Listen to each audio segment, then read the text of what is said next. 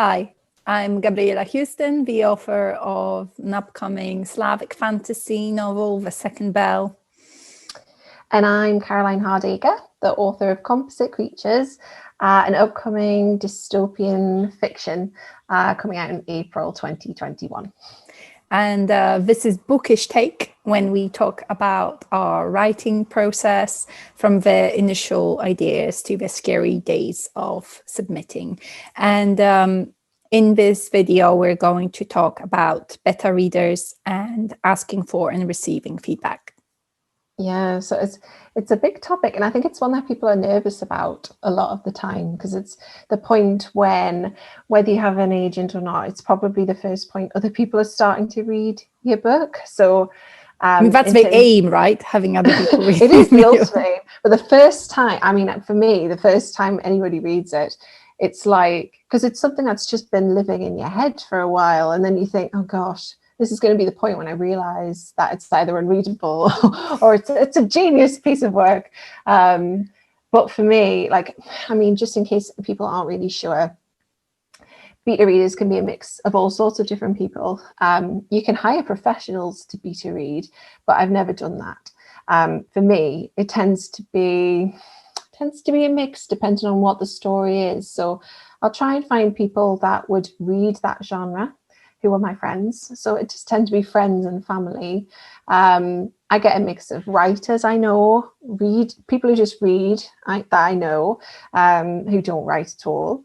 And family and friends who, I think you've got to cherry pick them quite carefully, because you will have some who will just adore everything that you've done, which is lovely to hear. But at the same time, you do need the criticism, you need the truth. Yeah. Nothing is perfect. It's I think so beta reading, like, for me, it's just about figuring out what doesn't work for people. It's not nobody is going to, and if they do, I don't think you should necessarily listen to them. Like, nobody's going to tell you this is how you should write or rewrite your novel. What they will tell you, and what's immensely helpful, is I didn't get this. Yes. Or I don't understand why this character is behaving in this way.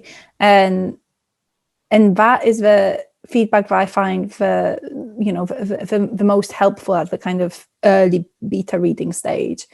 Because sometimes you might have things in your head that you think it's like, or something that you might have cut from an earlier draft, and you feel like, well, this has been perfectly well explained that Margot likes to ride a bike.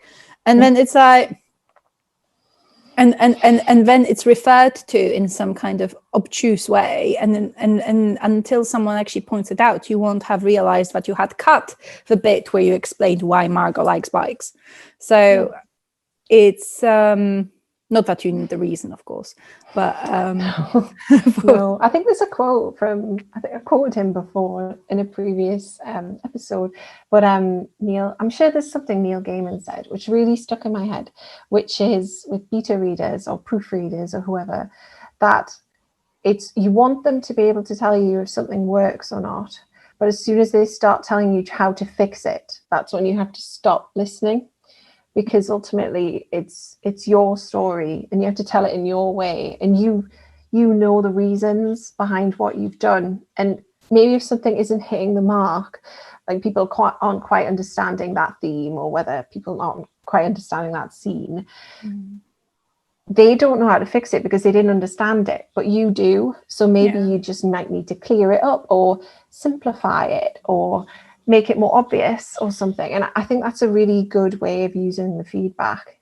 One thing I was going to ask you actually was, when I get my beta readers, usually I have, like, with the books I've written, I've usually used about 4 or 5 for the first round. And I use like a beta reading sheet, which I give them, or like a worksheet. It's like a school exercise. And I just tell them they can tend to like fill in as much or as little as they want, but it's like mostly ticky boxes, and on a scale of 1 to 5, what do you think of this? You are very well organized. Well, I didn't write it all myself. Like, I think I've got one on my blog actually that you can download, but at the same time there's loads online that you can use, and you just find the one that sort of is about the length that you think your beta readers will actually use. But it's interesting to have, once they've all submitted it back, hopefully with the same sheet, it's easier to compare what they were saying. Do you do anything like that, or do you just ask them for like general feedback? So I know that people approach sort of beta reading stage differently. So I have a friend, for example, there's beta reading websites where you can sort of look. I think you upload like the premise of your book, and then people who are interested say, I would read that, and then you can kind of identify them, and then they read it chapter by chapter, and if they like the chapter, you can give them a next one or not, depending on their feedback. So that is not my way. So I have people, like, I know people for whom this really works, but I really want to know the people I give my book to, and I want to know what kind of feedback I can expect from them. So I have one writerly friend who doesn't really read sort of the kind of genre fiction that I write, but she will read it because it's me. But her feedback is extremely useful in terms of sort of linguistic elements and the rhythm of the sentences, and how and the rhythms of like sort of larger scale of the chapters, and in that sense, her because she has background in sort of writing like copywriting, copy editing, and so her feedback would be very different to another friend of mine who's an academic, right? And she will think about things in a more kind of philosophical way, and but I know what I can expect from her, and there's different levels of kind of feedback that you get. And the quote you sort of reminded me of Neil Gaiman's one. I think it sounds very good as a sort of idea, but I do think that there's slightly more nuance to it. So if you getting feedback where someone writes in a comment like, "Oh, I was wondering, because I don't get this bit, could this character do something like X?" Like, you won't necessarily do what they suggest, but that idea can lead on to something. It guides fantastic. you. Yeah. So during that. So that might sort of, that idea they have will explain better to you why this piece didn't work for them. So depending on what kind of an idea it is, I think, I look at all the feedback I get very carefully. I never just reject something because, how dare you interfere in my work? So when I don't understand their suggestion, I think about okay, so they didn't understand this, but maybe it's something earlier on that they fundamentally didn't sort of click with that influences how they see this chapter. So maybe it's something earlier that I need to go back to and fix so that it flows better, and then they will understand this bit a little bit better. So there's different kinds of feedback you get, and I think it's, even if you disagree with the feedback, it's very useful to kind of understand why something didn't work for them. Because I got, even from editors, I got some ideas for solving a problem that would not work for my book at all. But it made me understand that, well, it's not that you want me to sort of take this chapter out, whatever. It's because I didn't write a chapter earlier that would have set it up in a proper way. Yes. So it's more help, I suppose, for working out the answer. I think you're right. I think maybe the line is where they're ultimately massively explicit and they say you need to do this, because I've had a little bit of that in the past, but it's always been conflicting with other feedback. And actually that was something I was going to talk about, because sometimes when you ask a bunch of people, more than one, you might get feedback which ultimately just doesn't agree with other feedback. And that's happened with me a little bit, in that because I've asked everybody to answer the same questions. It's been really clear that one person loved one element and one person didn't love one element particularly, or at least didn't quite get why it was there. And it can be difficult to try and justify your decisions at that point, because you're doing it because you want to change, you're wanting to learn enough to change it in a direction which makes it more publishable, I guess more commercial to a degree as well. But it is quite difficult to manage that. Have you experienced that, or is it just me, or does all your feedback tend to agree? No, they don't. And, I've had, it also depends, you can have people better read your book and it becomes quite apparent that they just don't enjoy your book. Mm-hmm. And that has happened to me before. And it's not, they're not being mean. They're trying to help you to sort of polish up your book, but they're doing it from a point of view of someone who doesn't like this sort of thing. Mm-hmm. And, that feedback can be helpful, of course, but when confronted with they really don't like this bit about character, it's like they just don't like this kind of book. And it's not that you're disregarding their feedback, but you're looking at it from a point of view if this is working or not. You're not going to make your book beloved by everybody. You will never reach a point where your book will please everyone. And you have to please yourself. You have to please yourself first, because even even with agented authors, there is never any guarantee that your book is going to sell. It might be the most wonderful thing in the world, but if it's only submitted to editors that have something similar on the list, or that are just currently, just are not in the mood for that kind of book, you can be quite unlucky as well. And I think there is an element of that. So, this is not a kind of industry where just because you've been writing for a while, or just because you sort of have an agent or had a book published before, that it's a guarantee of any sort. They are we sort of talked about it a bit earlier, that there are writers who can essentially write whatever they want at this point. And it will get published. Stephen King can write a romance at this point and it will get published. It's not interesting to read that. I bet it would get really twisted in the middle. It would, yeah. But it's so I think you have to please yourself. If you're happy with your book, obviously within reason. Yes, I'm not suggesting, that you should disregard all feedback, and please never do that. But I'm saying that, you have to be happy with the book. Yes. And you using this feedback, all the feedback from beta readers, you're using it to make it the best book you can make it. Mm-hmm. So I don't think focusing on does everybody like it?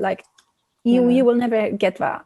You will never hit that moment. No, I think my rule of thumb is if I've sent it to 4 or 5 people and they all say one thing is unclear. Yes, it needs fixing for sure, because nobody got it. But if it's one person who didn't agree with one particular part, but everyone else commented that it was great, then I would tend to err on the side of keeping it, because it's impossible to please everyone. And in a sense, this practice of getting beta readers to read your stuff is good preparation for when something's released and you're not really sure what you're going to get back.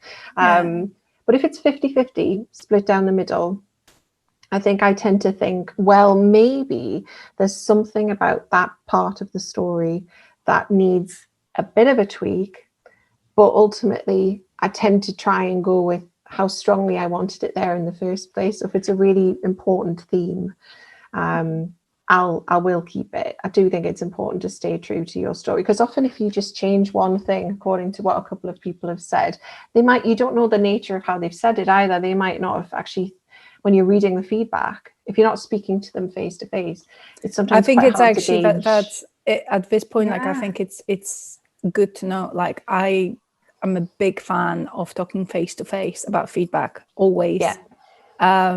You get much more of an idea of what they actually meant. Yes, I mean, I know that like big publishers in the US, sometimes some editors tend to just like write you an editorial letter and do it all night, but I don't think it's very helpful, because you will always miss the nuance. So for me, with all feedback that I ever got, like, I like to chat to people about it, especially if I don't get something, or if they suggest something that doesn't make sense to me. I'm just like, well, what, you know, I want to talk to them, say like, you know, what did you not understand about this, and which bit did you sort of not vibe with, and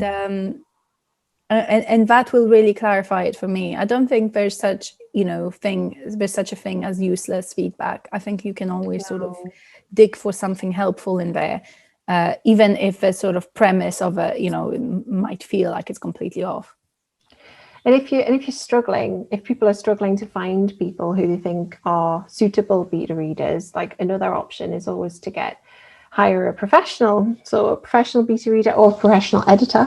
I've never done it. I have a lot of friends who are professional editors, and I totally understand why it's an amazing thing to do, because you're having a professional look at it, and someone who's not just looking at its and the enjoyment level. They're looking at how commercial it is, how understandable it is, how accessible to an agent or a publisher it is. They're looking at all sorts of things. And I know next time we're going to talk more about agents and so on, who do work as editors in a lot of cases as well. But have you ever hired a professional? No. I mean, it's pretty. I don't know much about self-publishing, but it is pretty much a standard if you want to sort of, you know, to hire an editor. If you want to go to self-publish, that is not for me really. Like, I was always, you know, I have worked in publishing. I'm interested in traditional publishing, so I can't really comment on the other side of it. I think there are certain, as much as like as useful as it can be to, I guess, to have a professional editor look at your work, and I'm sure that there's huge benefits to that, but there are certain practical sides of things that need to be considered. So one thing is like, no, you absolutely do not have to have a professional editor look at your manuscript before you start submitting. There will be some more ruthless sort of freelancers who sort of try and make it as in like it's a necessary step. It is not. It's expensive, and there is never a guarantee of any sort that the return on your investment will be enough to cover your costs, you know. So it's difficult to know. So with publishing, again, like, you know, you might if you go with a very small publisher, you might get no advance, or you might get £1,000 advance, and if you've already spent £1,200 on an editor, that can be a little bit frustrating. But that's just that you might not sell your book at all. So it requires a sort of substantial financial commitment, and I don't think it's necessary if you're going with traditional publishing. No. I think maybe one benefit would be that if you are keen, if you've got two wants really from the editor, which is one, for them to look at your work and help you get it to a submittable standard, say if you don't have an agent or a publisher. But the other side of it is, I suppose, it can be an opportunity to learn how to edit your book yourself, which is a true. massive skill to have.